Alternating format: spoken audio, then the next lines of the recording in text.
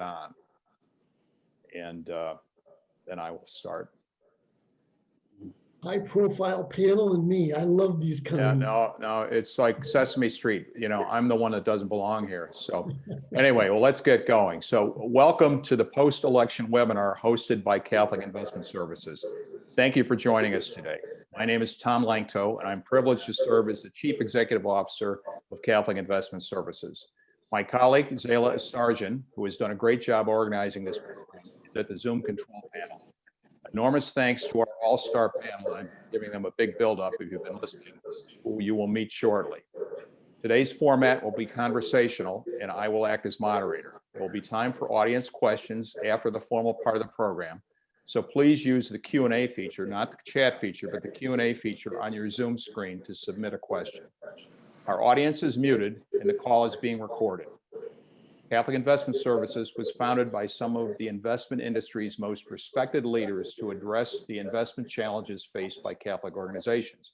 We are a Catholic nonprofit serving other Catholic nonprofits and hope this webinar provides some useful take-home value and even offers you some unconventional wisdom from our extraordinary panel. Zayla provided biographical information for our speakers, but I want to add a few additional comments. And before I get any hate mail about our all-male cast, please note that our next webinar features a panel of highly accomplished women discussing impact investing in private markets.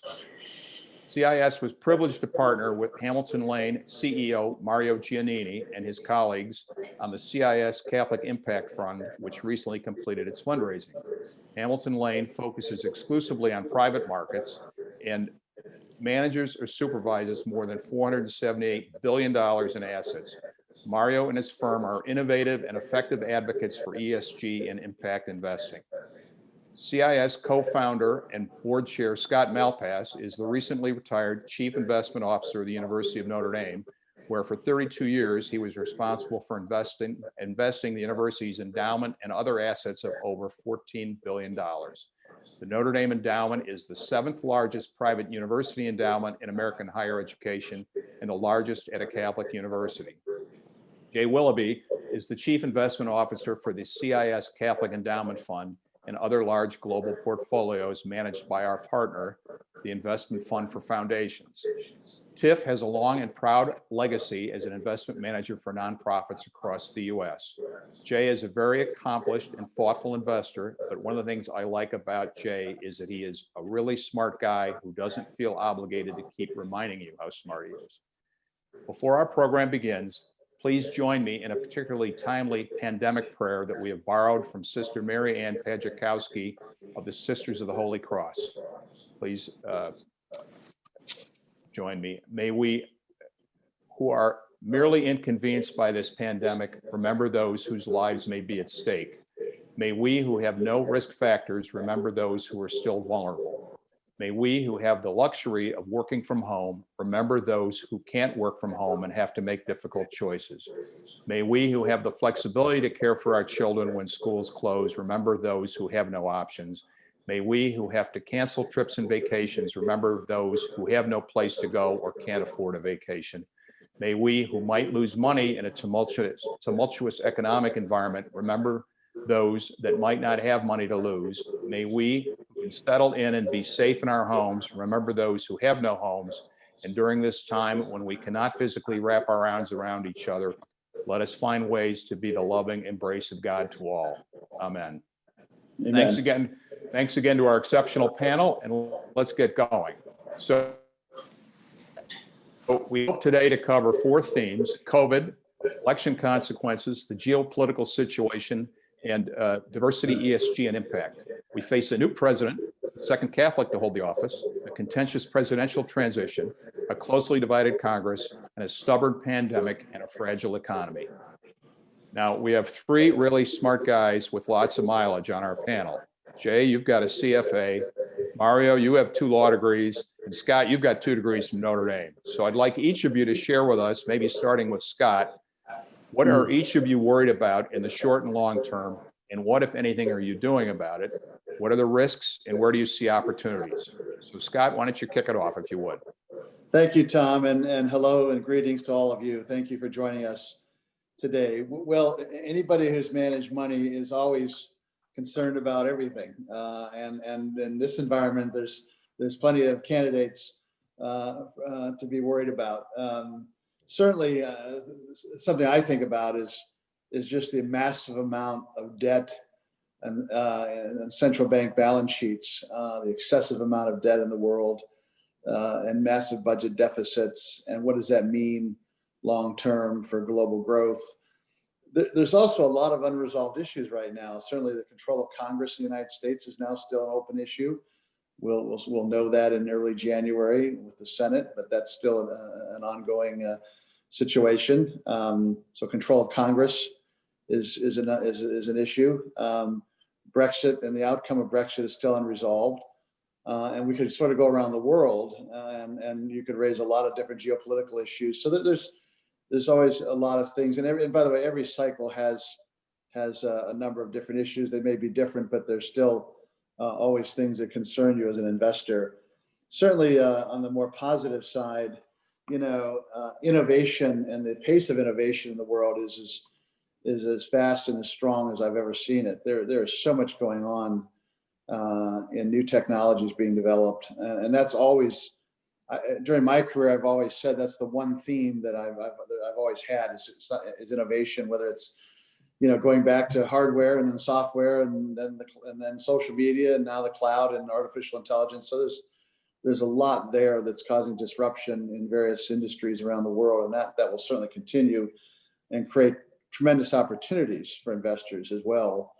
And certainly with low interest rates, there's a lot of liquidity in the markets, and we expect interest rates will likely stay low for some period. So equities have continued to be attractive relative to fixed income investments. So I've always just felt it's really hard to really know and predict how this will all come together, but I've always believed in having a quality portfolio of great assets, of picking really skilled managers, not using a lot of leverage, and really taking advantage of a longer time horizon. And so I know Mario does at Hamilton Lane. So I'll pause there and turn it over to Mario and Jay, but those are some of the things that come to mind for me. Jay? Well, what I'll try to do, well, all good comments. What I'll try to do is fill in the cracks a little bit. So risks, the things that we're very concerned about are inflation and bonds. There's no inflation today, but if COVID goes away, we're in a world now where the Fed and all the other central banks are very accommodative. The Fed has changed the way they monitor inflation. It used to be if you got close to 2%, they were going to make sure we didn't get into an overheating environment. And now they're saying 2% plus or minus. So if we get to 2.5 or 2.25 or 2 3/4, and you own a 10-year Treasury bond that's yielding today a little less than 90 basis points, maybe you're going to say, gosh, I think maybe I should be earning closer to, 2 or 2.5%, kind of where we were before we came into the soup here. So we're worried about inflation in bonds. We're worried about equity valuations, especially in the U.S. They're still pretty high. We are, it looks like, coming, out of this in a V-shaped recovery. That's good. We just it needs to work. I mean, we've got the pieces are all there and they're all coming together. We're putting Humpty together again, and it's been really pretty miraculous the way that it's all meshed together so far. But valuations aren't cheap. Even forward looking, they're 20 times or a little north of 20 times, and that's not cheap. Normal over a long span of time is closer to 16. And then the last thing that we're worried about is asset class correlations. So as you're building a portfolio, in the old days, you knew that when equities were doing well, fixed income might not do so well, but if equities stumbled, fixed income would do better. And there were correlations that you could count on as maybe a little bit too strong, but that historically helped you out. And it's not clear those correlations are going to hold up with interest rates starting from where they're starting. On the positive side, we're in a recovery. I mean, you can see it in the numbers every day. You know, stocks are discounting that. We get a COVID, a second COVID vaccine announcement that's seems to be very effective. So far this month, global stocks are up 11%. That's a heck of a year, let alone heck of a first 2 weeks. So I think the market is telling us what it, you know, kind of what its plan is, or what it's going to do, if you will. What excites me, and I think, not to speak for anyone else, but I think probably both Scott and Mario would agree, is active management. You know, in the US, if you were in passive and you were in the US over the last decade, you were a winner. That was a place to be. And if the whole world starts to recover, and something other than the FANG stocks plus Apple and Microsoft start to participate more, then active management should do much better. Globally, the US has just been the horse, the leader. And so you didn't need to think about the rest of the world. That could change too. So I think the value of a network is going to become a lot more important. You know, if I was to ask today, how many people know of a good value manager? Probably not many. How many people know of a good European manager? Probably not many. How about a good Chinese manager? Well, maybe a few, but you know, all those things that people haven't had to think about for a very long time are going to become important again. And I think we believe that's going to give more thoughtful, connected investors a better opportunity to outperform. Let's do a deeper dive on COVID. Mario, you've done a lot of work in the COVID on COVID. Where are we headed? Is it too soon to understand the long-standing impact from an investment standpoint? Yeah, COVID's in an interesting place right now, in the sense that the vaccine development has really altered, I think, some of the thinking on it, as Jay was talking about. I think the market has signaled that. Let me start with COVID. I mean, we're in an odd spot in the sense that I do think we need to take a step back and go, it is remarkable. Because remember, experts were telling us as recently as September that vaccines could not be developed within a year, 2 years. They were saying 5 years, 10 years. It is remarkable that a new technology, messenger RNA, within 9 months, we have developed what appear to be 2 effective vaccines. And I think it tells you something about, you know, Scott was talking about technology and innovation. There's no better proof of that. I mean, yes, the entire world was focused on one thing, but a sea change in terms of what could have happened 10 years ago, 15 years ago, you pick your time frame. So with that said, I do think COVID has done a few things, and it's hard to talk about this from an investor perspective, understanding the human suffering that it's caused, but the world is kind of dividing into 2 or 3 parts. So the outbreak of COVID itself, Asia, particularly Pacific Asia, has done a very good job of controlling it, eliminating it. And I think you see that economically, they're just doing much better. They have kind of moved on, and their bet paid off. The vaccine will arrive, and they will have gotten through that with a relatively minor impact, really, when you think about the rest of the world. Europe is in its own place where you see that you just can't control this virus. They're going to be coming in and out of control mechanisms, restrictions. And then you have countries like the US that have basically done very little. And the outbreak is just essentially out of control. And no one seems willing or able to do much about it. And it's not just US, Brazil, Mexico, pick your countries.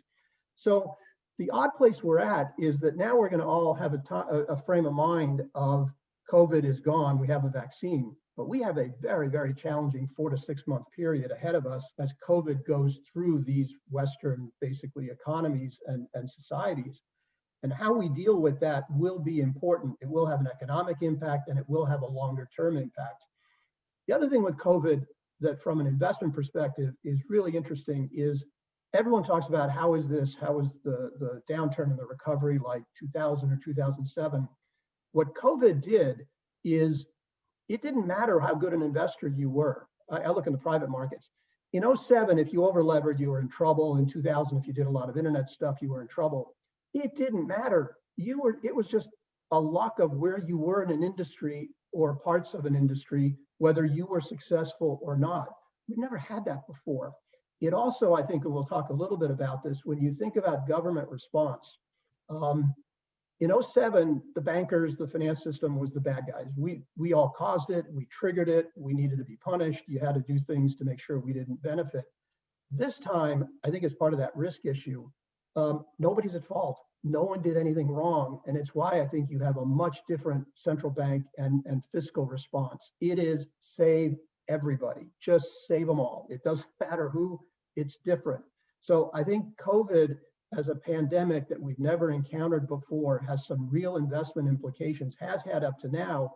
And now as you think about going forward, I personally don't believe that we can really tell today what will be the investment outcome, because so much does depend on government action. But I think as we look at what is going on today, I don't know that COVID will change the world fundamentally, particularly with a vaccine coming soon, but it has sped up a number of things that were happening. Retail was dying anyway, and so it has thinned it out. Technology was advancing faster. Like someone said to me, whatever you thought the data needs were going to be in 5 years, well, guess what? They're in 1 year. So I think it has sped everything up. I don't know that it has fundamentally changed, and I don't know that we know that yet. Yeah, I agree with that. I'd just add, you think about various sectors of the economy. COVID, as Mario said, really did accelerate digitalization. Maybe 10 years, we brought 10 years of innovation forward. And those companies with business models that were already accelerating because of digitalization and the new economy and so forth, accelerated faster. And those that were already decelerating have decelerated faster. So we've seen that. And of course, there's whole sectors in hospitality and travel and leisure that have been devastated, and those obviously will come back much more aggressively. But I think the amount of innovation that will go in terms of drug therapies and pharmaceuticals, that will continue now for some time. So there could be some really interesting investment opportunities in some of those areas. Jay, is the vaccine bigger than the election? And did the market get surprised by the market been surprised by the vaccine news?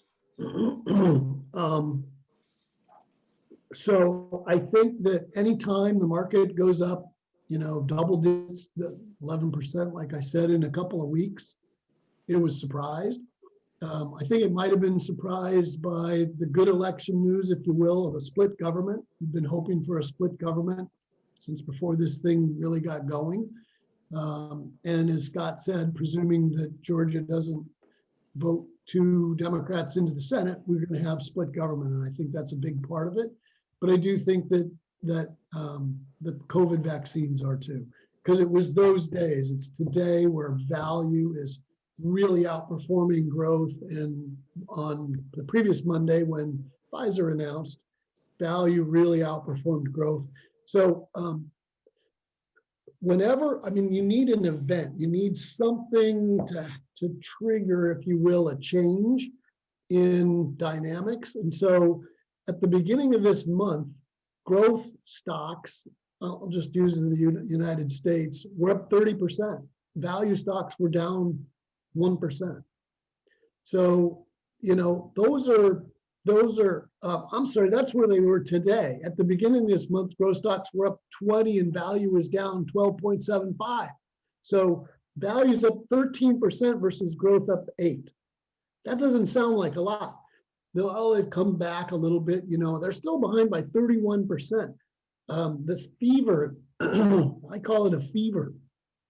Scott's, talking about with all these really great internet companies, business models, just advancing, many years, making many years worth of progress in a few months is remarkable. They're great companies, and they're worthy of being great stocks.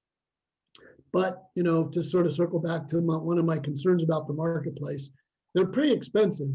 Some of these companies are priced at 30 times revenue and things like that. And those aren't the sort of business models that can sustain very many pump quarters. So I think, Tom, to answer your question, the market was surprised. It was surprised a little bit, or maybe relieved by the election outcome, and then surprised by the quick timing of the COVID vaccines. And to Mario's point, hopefully we didn't just build vaccines, we didn't just build cures to COVID-19. We built platforms that are going to help us be able to come up with a vaccine the next time even faster, and the next time after that faster still. So this isn't just sort of the end of an incident. It's hopefully an indication that we're closer to the end of a scourge. And then just because I'm so fearful of bonds and want to make sure that people don't own them because they think they're safe, I would also point out that so far this month, the 10-year Treasury has gone from 0.875% to 0.9. The longest journey begins with the smallest step. The other thing is to add to Jay, the other thing I'd say the market, I think, was a little surprised at was the effectiveness of these vaccines. I think everyone had assumed we were talking about 50–60% effectiveness, which would take quite some time to run herd immunity through the system if you're talking that effectiveness. If this is real and you're at 90–95% effective, you have really reduced the time in which COVID will be a real threat to the societies in which it's circulating. It's remarkable if it's 90. I have no idea if it'll hold at that, but I do think the market was a little surprised at the idea of, my God, we've like reduced in half the amount of time it'll take to make COVID not be an issue. Mm-hmm. Let's pivot to the election, and then go through the election quickly, and then get sort of to the punchline in terms of your kind of global outlook. But Jay, conventional wisdom, and Scott's already touched on the debt issue. Conventional wisdom suggests that, or might suggest that higher taxes, record deficits, more regulation are all bad for investing. Now that assumes that there's anything done in Washington, and then more conventional wisdom, and maybe this is what counterbalances all that, is that political gridlock is good for equity markets. Do you want to kind of comment on that, and then we'll go around the panel? Sure. Yeah, I'll hit this fast. I think that all those things are true. Conventional wisdom that higher taxes and record deficits and more regulations are bad for investments is generally true. So then why are the equity markets up? I think it's, like Scott said, because of the split government. And I think it's also the lifting of uncertainty. You know, Trump's gonna may continue to protest for a while, but by January 5th, we know who wins in Georgia, and on January 6th, we're going to know who the president-elect is. So, you know, if you're a business, you want a stable market, predictable market environment. And if you look at sort of assuming it's going to be a Biden presidency, which is everything that I hear suggests that's an extremely high probability. There's maybe a little more hope for stimulus. There's continued expectations for an accommodative Fed. There's probably more geopolitical stability. We're going to rejoin the WHO and the WTO and the Paris Climate Accords and NATO. And, you know, it's sort of back to the more gentler approach that the United States has typically taken in leading the world. And I think all those things are soothing to the market. So we just need to get by this Georgia potential. You know, if Georgia was to go all Democrat, and then higher taxes becomes a reality, and record deficits probably becomes a reality, and more regulation, we're going to get more regulation anyway, but it becomes a bigger reality. So I think Georgia is really important. Yeah, we were already getting more regulation, I agree, and certainly in big tech, and that's obviously going to continue. But I think Jay really hit on the head in terms of we're going to have some more certainty in what the government's going to look like. And, you know, the markets have been rallying because we're now getting closer to that. And I do think we'll have more fiscal stimulus, probably some additional massive $1 trillion package, which is very much needed in a lot of sectors and by a lot of small business owners. So I think you will see something passed in the next few months, and that will also help stimulate markets. So there's a lot of things are going to be resolved here in the next several weeks. Biden's early rhetoric has been very bipartisan and very positive. I hope he'll continue with that. I think most of the country would welcome a lot of that. And I think that would also be good for markets. I'll take a slightly contrarian view in the sense that I think the markets do want certainty. I think there's no question on that. I agree with both of you on that. I believe that if we have a divided government, gridlock, that the markets will struggle more because, hear me out for a second. I think that if the Democrats win or had won, you would have higher taxes, but you would have had fiscal, and you might still have fiscal stimulus of a kind we've just never seen before. I mean, they were talking about 3-4 trillion in fiscal stimulus, and we can debate what that means some years out.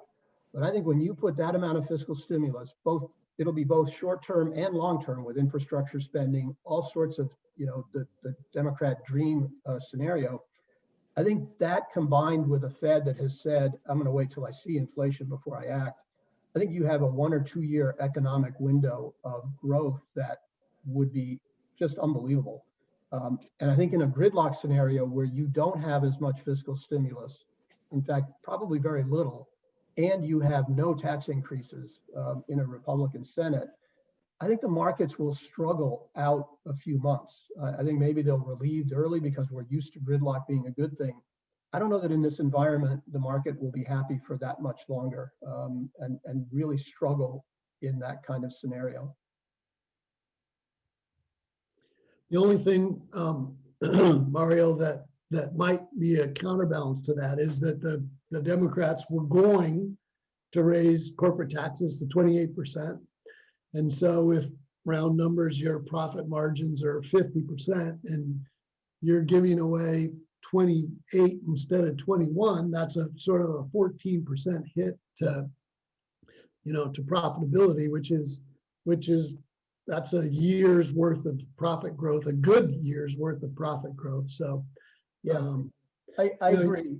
I just think I would just say that if some of that money was going into infrastructure spending where people go, oh, I get it, capital investment. And I still think that the impact of lower interest rates is so dramatic that it might counteract some of that. But I totally acknowledge that a huge tax increase, the market would initially just not be thrilled. Mm-hmm. So you all invest globally for the long term, and I think we've touched on some of these themes already, but what might you be doing differently going forward? Jay, why don't you kick that off? So Scott, before Scott was the chairman of the CIS board, he was the chairman of the TIFF board. And so he knows how these meetings go. We had one in September, and at the September meeting, one of the hot topics, Scott, was what are we going to do? What are we going to replace the income that we used to get from fixed income with?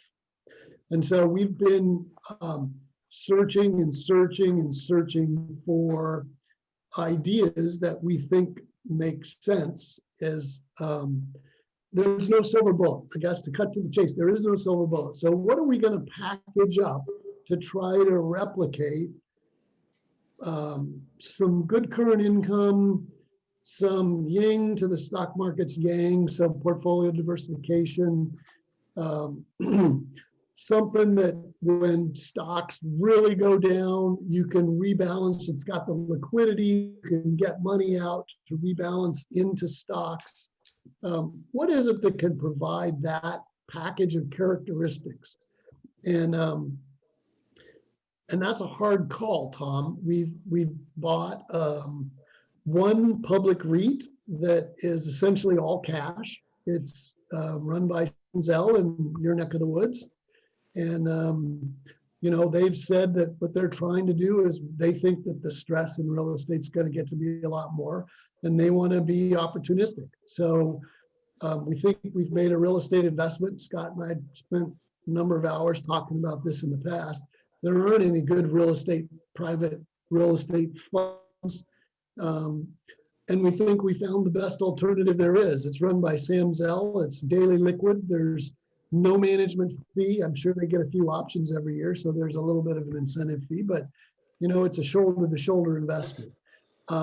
We're also looking at we continue to have the hedge fund exposures, and then the other thing that we're really trying to do, Tom, is try to figure out if some of these factors make sense to include in the portfolio.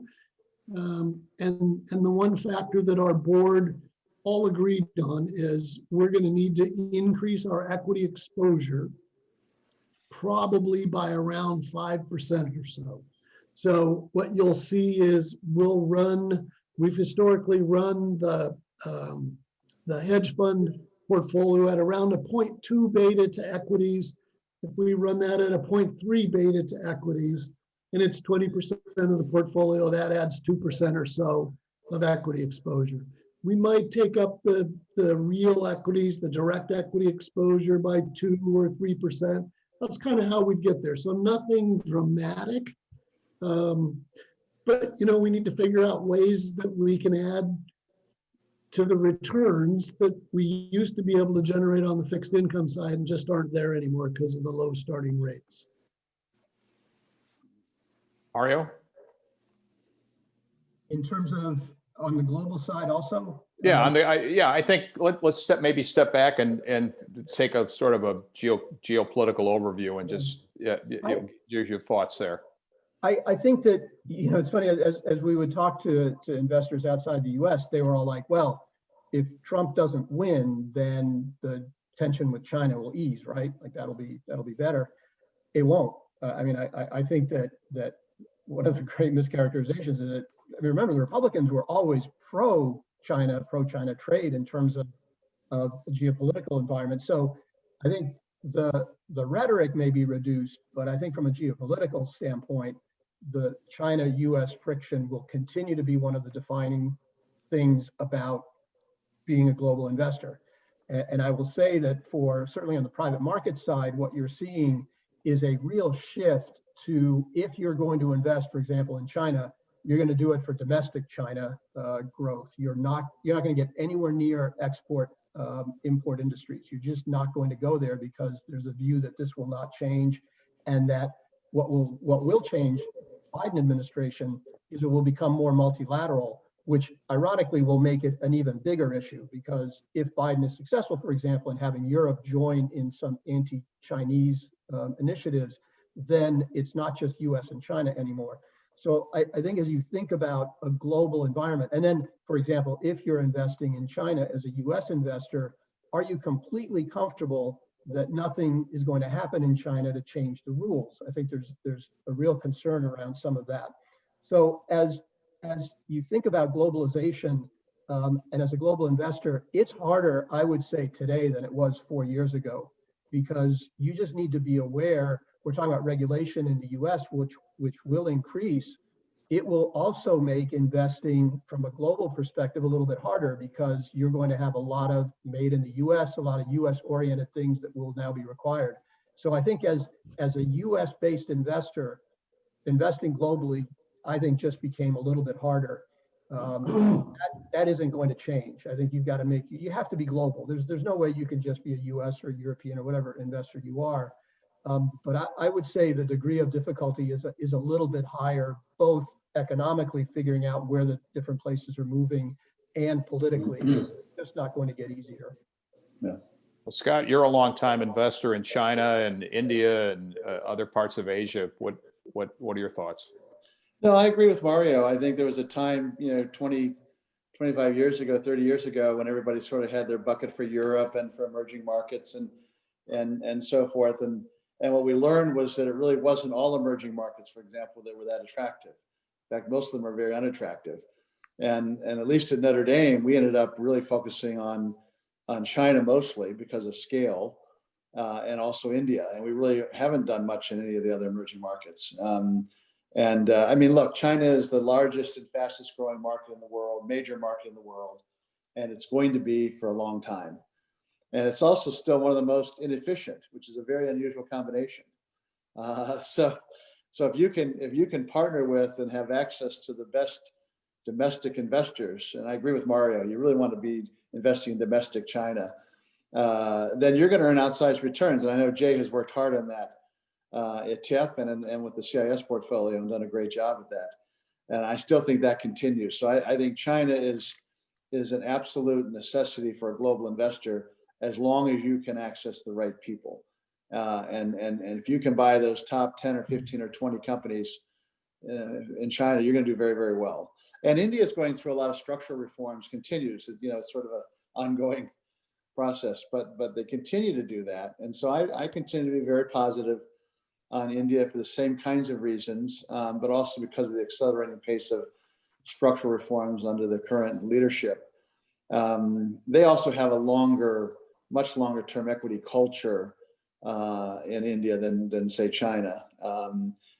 Again, not as many great players, but still the growth opportunity there is enormous. So those are the two emerging markets that we really ended up focusing on, particularly China, where we've had a weighting in the 15% range, about half public, half private. And not to mention the amount of innovation going on in China today is just stunning. You hear about artificial intelligence, but there's so many different areas of innovation, and we've seen that directly through a lot of our partners in China. In Europe, we've mainly focused on sort of small middle market buyout funds. There's a lot of small companies in Europe. That area, was very attractive, but European equities haven't really been that attractive, and I'm not sure you need to force an allocation like you used to when American investors started investing globally. They sort of forced these allocations. I think people are getting away from that. And we certainly did that at Notre Dame. I know TIFF's done that, and I know Jay's done that with CIS as well. Mm-hmm. Let me ask one more question. We got a lot of good audience questions. So Jay, we gotta keep moving here. Okay. Sorry. So we've got a lot of good questions coming in from the audience. Let's talk about ESG and impact for a minute. And Scott, if you wouldn't mind kicking off, just Notre Dame, you were one of the first ones to get into ESG at Notre Dame. Give us a little bit, some of your thoughts on where we're headed there. Well, socially responsible investing has always been important to Catholic investors, of course. And the way that was implemented was really focusing on Catholic social teaching and ultimately restricted lists of companies whose values were inimical to Catholic social teaching. And the bishop's guidelines on investing became sort of the template for all of us, and which was a very well-written document. I think has served the Catholic world very well. But what has emerged in recent years are other movements, other social movements that aren't necessarily Catholic, impact investing, ESG. They all have aspects that are similar and in the same spirit, but they're different. And so the Catholic world, has shown interest in adopting some of those same kinds of parameters in their own social responsible investing programs. There's some overlap, but there are differences. My worry with ESG, I think it's a great initiative. I think there's getting the right metrics to evaluate companies on those measures can be very challenging.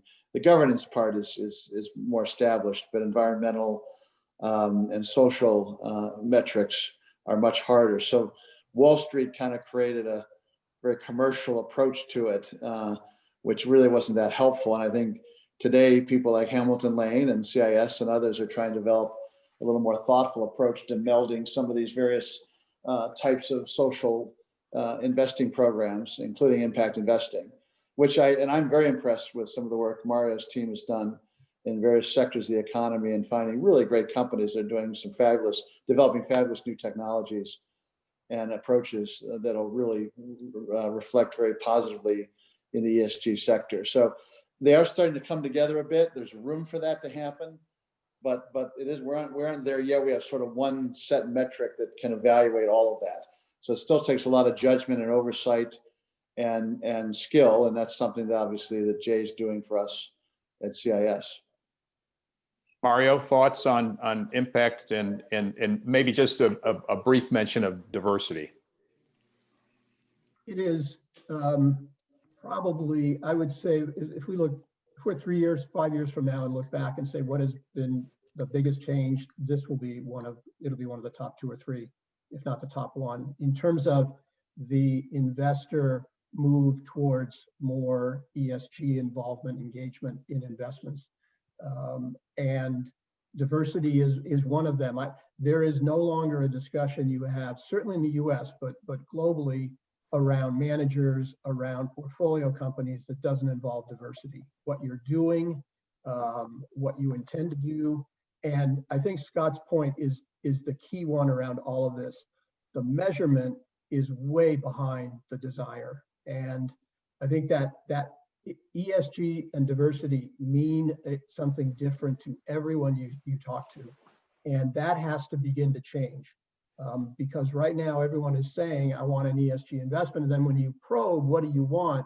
You realize some are on E, some are on S, but no one's really sure. There's no standard around what's the bar? What are we trying to achieve?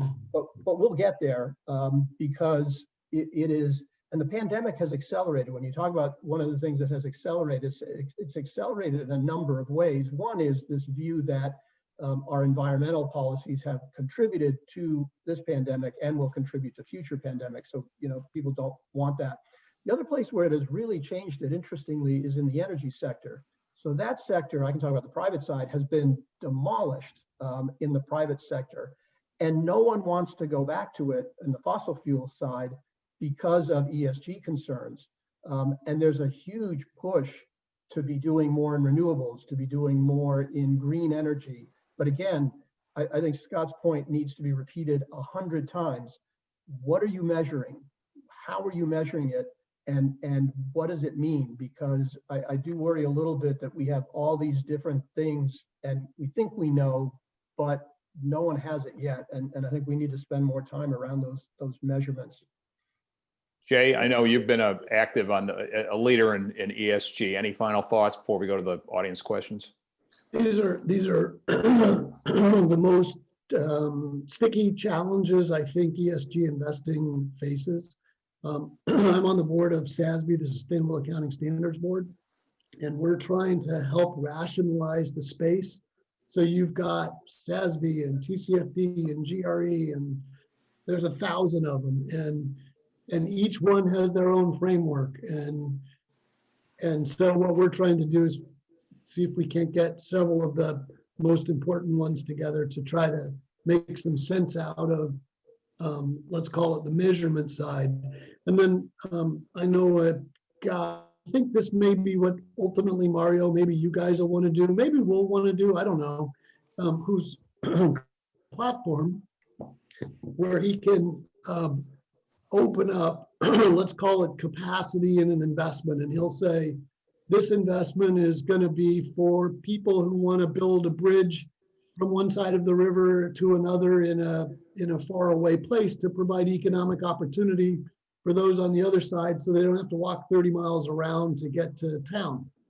And if that's the thing you really want, they'll make the investment there. Maybe another one will be microfinance for women in India or whatever it is. And so rather than you, Mario, or CIS or TIFF or somebody trying to figure out, gosh, is this something that our members want exactly? Some do, some are somewhere in between. They'll sort of get the opportunity to pick and choose maybe as time goes on. So getting the front end together with the choice, with proper measurement along with the choices on the back end, really hard, but really important. Well, Zayla, welcome back. And you've had a chance to cherry pick some easy questions for our panel. So why don't you go ahead and throw them out, and I'll see if I can assign the responsibility for answering. Great. I Oh my God, we have some amazing questions. And by the way, this is a fascinating discussion. Thank you, everybody. So here's the first question. Was withdrawal from the Pacific Trade Agreement in 2016 the right or wrong thing to do? And how much of a problem for America is the new East Asian trade deal announcement today that includes 15 Pacific and Asian countries, including China? How should America adjust to be relevant, or does it matter? Jay, Mario? Yeah. Take a shot. I mean, Great. Part of it is a mistake or not is a political view. I think it was a terrible mistake. Just to start, I think, but it's part of what I think is a bigger trend, and that is who is going to be more powerful in the world, China or the United States? And I think that when we withdrew from it, we were saying we are strong enough. We don't need China. We don't need the Pacific. And if we do, we're going to do it on our terms. And I just think the reality of the world is it's very challenging for any country, whether it's us or China or anyone else, to define trade relationships on their own. It's just, we're beyond that at this point. And so to me, it is a continuing trend that you will have the world dividing into, I was talking about before, two spheres. It will be the Asian sphere and it will be US, Europe, I mean, whatever sphere you want to call it. And I think that will continue. And I think what the US needs to do is you can't divide the world in two and have it be successful. So we are going to have to figure out on what terms are we willing to engage with China, and they will try to pull groups into their orbit, and we need to pull groups into our orbit. And how we do that, I'm not at all an expert on it, but I think disengaging is the wrong approach. I'll very briefly try to respond to that. I think Japan and Australia and India are three of our stronger allies at this point in time. And I do think that there's a possibility we become a bipolar world. To the extent it becomes a bipolar world, investments in China will be even more important. Those stocks will be, and the pull will be less correlated to the movement of the stocks in the US poll or the Western poll. So global diversification is going to become more important. So I think, all these things, they ebb and they flow, and I don't consider any of them to be the end all be all. And I think with the Biden presidency, you'll see us move back towards, as I said at the beginning, a more normal global leadership role. And I'm not particularly worried about this. Okay. We have a fixed income low rate question. Specifically, can we comment on the negative impact of low rates to savers, those on a fixed income, and on the value of liabilities with not much of a discount rate? Well, I'll go first. That's pretty easy. Yes. It's bad for savers and it's bad for your liability stream because now it's gone way up. And it just means it's going to be a tougher world we live in. Everyone's going to need to at least continue to get the sort of returns that they were hoping for the liability to be defeased. And that's going to be a harder thing to do. So it's where we are. And, as was alluded to earlier, I think it's one of the things that makes me nervous. It's great to be here, but when you look at, okay, we were 15% in 1981, north of 15%, and today we're 90 basis points on a 10-year yield. And if you look back over time and you say, okay, what's the total return on a 10-year bond been? It's always been within 50 basis points of where it started. Always. That was your total return for a 10-year period, within 50 basis points of where it started. So, you're hoping to make 1.5% or 1.4% on a 10-year treasury bond, and that isn't enough for a lot of people to make ends meet.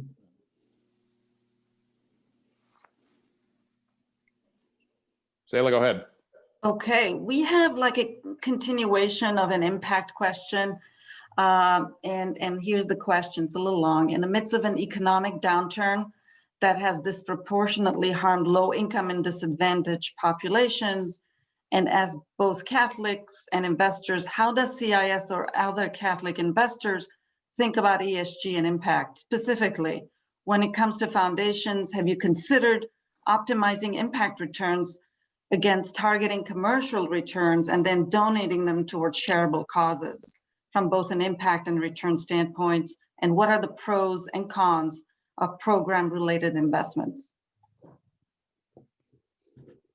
Maybe this is a Scott one. Well, maybe Mario could comment just a little bit on some of the types of companies that they're investing in. I mean, it's very impressive, some of the types of products being developed that would be representative of some of the things that the questioner mentioned. Yeah, I mean, sure. When you're talking about ESG and impact investing, I mean, this is part of why I was saying and Scott was pointing, it means different things to many different people. But what you're trying to do is cut across a number of those things. So, for example, a lot of the investments that we're making are really aimed at lower income, at economically disadvantaged groups in some way, shape, or form. Investments that provide better health care specifically to those groups, better health outcomes. So that is part of what you are trying to do. It's not, if I understood the question, it was almost saying, I get the incremental return, then I donate that. But that would be a different way of dealing with it. I think what you're trying to do here is say, I am going to create a set of investments that create the return I want. You're not giving up anything on return. You're getting the return you want. But at the same time, you have that additional benefit, if you will, of targeting specific groups, specific geographies or economic zones that are being disproportionately impacted or that need more help. I mean, that is part of the thesis of impact investing, of ESG investing. But again, you have to define it that way. You have, and so that's what is going on in your portfolio. But that is a key part of what is my objective, how am I measuring the results, and am I getting the return that I want? Great. I think this is going to be our last question because we're close to the 3 o'clock time. What does CIS think about biotechnology? It is one of the most promising areas of innovation and the likely solution to the COVID pandemic, but it's prohibited from many Catholic-aligned portfolios. Well, Jay can comment. I'll just say that having studied this pretty intensely, there's a lot of parts of biotech that are very consistent with Catholic teaching. There's a segment that, particularly the embryonic stem cell piece, that's an issue. But drug therapies and solving diseases, there's a lot of things that are very consistent with Catholic values. So we can't generalize the entire sector as being problematic. Most of it is very consistent. A small piece of it is not. But Jay, you might want to comment a little more on the actual kind of implementation. Sure. Everything Scott said is true. The thing that sometimes is tricky for us is that if a manager is going to own stocks potentially that violate, then we won't hire him. So we, what we try to do is make sure that the managers that we hire are going to stay consistent with USCCB guidelines, and not buy things that are inimical to Catholic faith. So that's really important. I would also say in biotech, it's kind of like everything else. It has good times and bad times. And, with as it relates to one of the previous questions about these really low interest rates, what does it do to the liability stream? Well, it makes them go way up. What does it do to a really small income stream? It makes the value be worth a whole lot.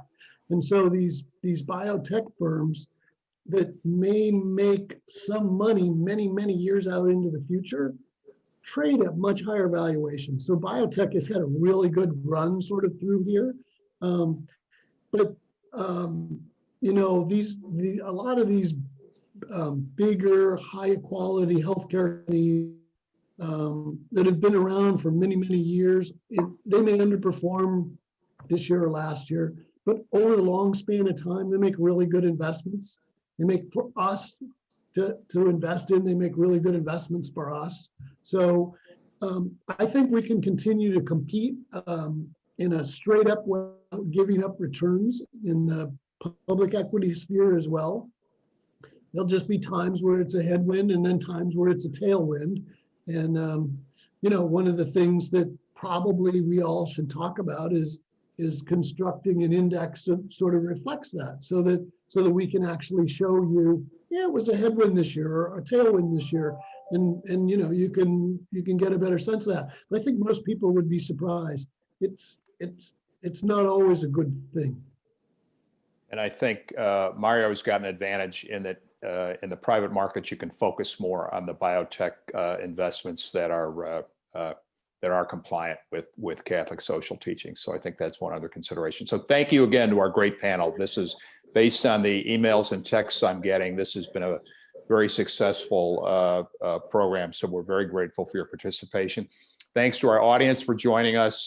Please join us on December 8th. We know it's a holy day. The webinar will be taped, and December 16th for our final 2020 webinars on impact investing in hedge funds. Best wishes for a happy Thanksgiving, and most importantly, please be healthy and safe. Thank you again. We're done. Thank you. Thanks, everybody. Thanks, everybody. Thank you.